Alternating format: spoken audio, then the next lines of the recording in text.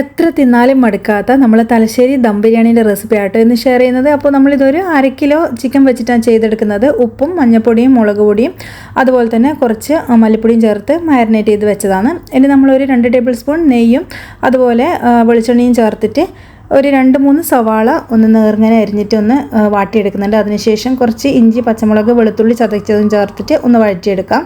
സവാള നല്ലപോലെ വഴന്ന് ഇഞ്ചി വെളുത്തുള്ളി പേസ്റ്റിൻ്റെയൊക്കെ പച്ചമണം മാറിക്കഴിഞ്ഞാൽ നമ്മളിതിലേക്ക് ഒരു മീഡിയം സൈസ് തക്കാളിയും കൂടിയും ചേർത്തിട്ട് വീണ്ടും ഒന്ന് നല്ലപോലെ ഒന്ന് വഴറ്റിയെടുക്കുന്നുണ്ട്.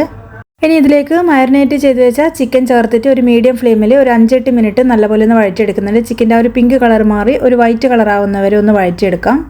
ഇനി ഒരു 1/4 ഗ്ലാസ് വെള്ളവും ചേർത്ത് നല്ലപോലെ മിക്സ് ചെയ്ത് ഇതൊരു 20 മിനിറ്റ് ഒരു ലോ ടു മീഡിയം ഫ്ലെയിമിലിട്ടിട്ട് നല്ലപോലെ ചിക്കൻ ഒന്ന് കുക്ക് ചെയ്തെടുക്കണം. അപ്പോൾ ഇടയ്ക്ക് മൂടി തുറന്ന് ഇളക്കി കൊടുക്കാൻ മറക്കരുത്. ഒരു 10 മിനിറ്റ് കഴിഞ്ഞതിന് ശേഷം നല്ലപോലെ മിക്സ് ചെയ്തിട്ട് വീണ്ടും നമ്മളിതിലേക്ക് 1 ടേബിൾ സ്പൂൺ തൈര് ചേർത്ത് കൊടുക്കുന്നുണ്ട്. അധികം പുളിയില്ലാത്ത കട്ട തൈരാണ് ചേർക്കുന്നത്. അതുപോലെ തന്നെ ഒരു കൈപ്പിടിയോളം മല്ലിച്ചപ്പും പുതിനയും കൂടിയും ചേർത്തിട്ട് വീണ്ടും നല്ലപോലെ ഇതൊന്ന് മിക്സ് ചെയ്തെടുക്കുന്നുണ്ട്. പിന്നെ ഇതിലേക്ക് കുറച്ചും കൂടി ഉപ്പ് ചേർത്ത് കൊടുക്കുന്നുണ്ട്. അതുപോലെ 1 ടേബിൾ സ്പൂൺ ഗരം മസാലയും ചേർത്തിട്ട് നല്ലപോലെ ഒന്ന് മിക്സ് ചെയ്തെടുക്കാം. വീണ്ടും നമ്മളിതൊരു 10 മിനിറ്റ് ഒന്ന് കുക്ക് ചെയ്തെടുക്കണം. ചിക്കൻ കുക്കായതിനു ശേഷം മസാലയൊക്കെ നല്ലപോലെ ഒന്ന് വഴന്ന് ഒന്ന് റെഡി ആയി കഴിഞ്ഞാൽ നമുക്കിത് ഫ്ലെയിം ഓഫാക്കി മാറ്റി വെക്കാം. 2 ടേബിൾ സ്പൂൺ നെയ്യിൽ പെരിഞ്ചീരകവും പട്ട, ഗ്രാമ്പു, ഏലക്ക, വഴനയില അതുപോലെ ഒരു കഷ്ണം സവാളയും ചേർത്ത് വഴറ്റിയെടുക്കാം. പിന്നെ നമ്മൾ ഒരു അരമണിക്കൂർ കുതിർത്ത് വെച്ച ജീരകശാല അരിയും കൂടിയും ചേർത്തിട്ട് ഒരു 5-8 മിനിറ്റ് ഒരു മീഡിയം ഫ്ലെയിമിലിട്ടിട്ട് അരി വറുത്തതിന് ശേഷം അരി എടുത്തതിൻ്റെ ഒരു ഇരട്ടി അളവിൽ നമ്മൾ വെള്ളം, അതായത് ചൂടുവെള്ളമായിട്ട് ചേർത്തിട്ട് നമുക്കിതൊന്ന് മിക്സ് ചെയ്തെടുക്കാം. ഹൈ ഫ്ലെയിമിൽ ഇതൊന്ന് മൂടി വെച്ചിട്ട് നമുക്ക് തിളപ്പിച്ചെടുക്കണം. തിള വന്നതിന് ശേഷം നമ്മളിത് ലോ ഫ്ലെയിമിൽ ഒന്ന് കുക്ക് ചെയ്തെടുക്കുന്നുണ്ട്. അപ്പോൾ ഈ ഒരു സമയത്ത് വീണ്ടും നല്ലപോലെ ഒന്ന് മിക്സ് ചെയ്തെടുക്കുന്നുണ്ട്. ലോ ഫ്ലെയിമിലേക്ക് മാറ്റിയതിന് ശേഷം നമ്മളിത് മൂടി വെച്ചിട്ട് കുക്ക് ചെയ്യുന്നുണ്ട്. ഒരു 2-3 മിനിറ്റ് കഴിഞ്ഞിട്ട് വീണ്ടും ഇതൊന്ന് മൂടി തുറന്നിട്ട് നല്ലപോലെ മിക്സ് ചെയ്ത് കൊടുക്കാം. ഈ ഒരു സമയത്ത് ഉപ്പ് വേണമെങ്കിൽ വീണ്ടും ചേർത്ത് കൊടുക്കണം.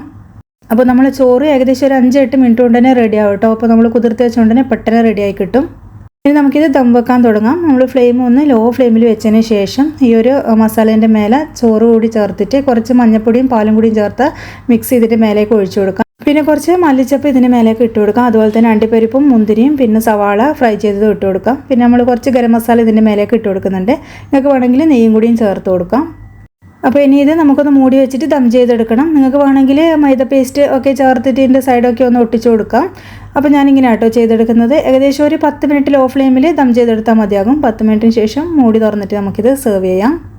അപ്പോൾ നമ്മൾ സൈഡിൽ നിന്ന് ചോറൊന്ന് മേലേക്ക് ഇങ്ങനെ കുറച്ച് സൈഡിലേക്കൊന്ന് മാറ്റി വെച്ചിട്ട് അടിയിൽ നിന്ന് മസാല ആട്ടോ ആദ്യം വിളമ്പുന്നത്. അപ്പോൾ ഒരാൾക്ക് 2 പീസ് എന്നുള്ള കണക്കിലാണ് ഇത് സെർവ് ചെയ്യുന്നത്.